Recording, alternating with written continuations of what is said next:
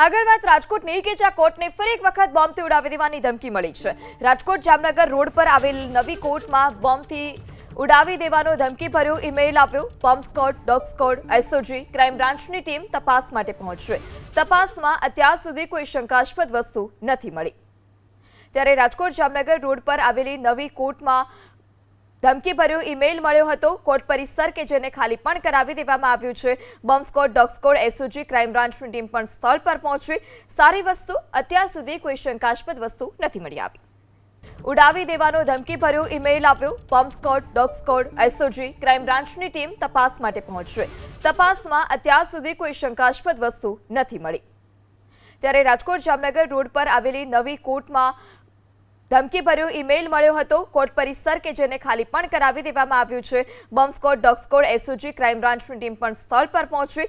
સારી વસ્તુ, અત્યાર સુધી કોઈ શંકાસ્પદ વસ્તુ નથી મળી આવી।